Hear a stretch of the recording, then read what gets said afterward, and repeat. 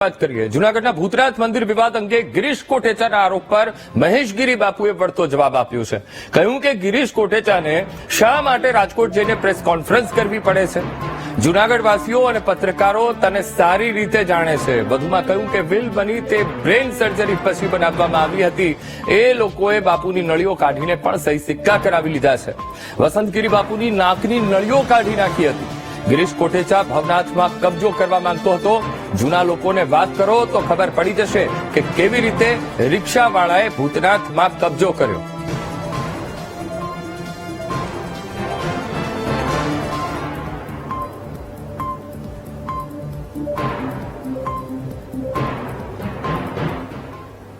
જો એક વાત કહું તમને, વ્હીલ જે બન્યું હતું એ બ્રેન સર્જરી પછી આ લોકોએ બનાવ્યું હતું ને આ લોકો જયારે ચેલો બનાવ્યો ત્યારે ઓલરેડી વસંતગીરી બાપુને ઓક્સિજનની નળીઓ લાગેલી હતી।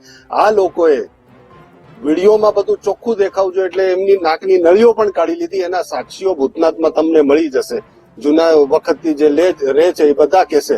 જૂનાગઢમાં ભૂતનાથના અંદર જે જૂના લોકો છે ને એની લોકો સાથે વાત કરો એટલે બધું સત્ય બહાર આવી જશે કે કેમ એક રિક્ષાવાળો પડખે ચડી ગયો, ભૂતનાથમાં કબજો કર્યો, એ ટેક્સી વાળાને ચેલો બનાવી લીધો, કેવી રીતના આ બધું કૌભાંડ થયું। આ બધું કૌભાંડ પહેલા જો ભવનાથ આ ગીરીઓ પડાવવાનો હતો એમાં ના ફાવવા દીધા આપણે, પછી એ ભૂતનાથમાં કબજો જમાવવા માટે ગડબડ કરતા હતા ત્યાં આપણે ફાવવા નથી દીધા।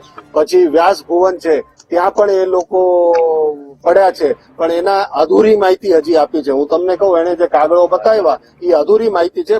પૂરા કાગળો મારા પાસે છે, પૂરી માહિતી મારા પાસે છે, એટલે જરાય તમે ચિંતા નહીં કરતા। વ્યાસ ભુવનમાં પણ કૌભાંડ થયું છે અને મયારામ આશ્રમમાં પણ કૌભાંડ થયું છે। હું જયારે પણ પ્રેસ કોન્ફરન્સ કરીશ પૂરી માહિતી સાથે, સાચી માહિતી સાથે, સાચા કાગળો સાથે કરીશ, એમાં આપ નિશ્ચિંત રહો।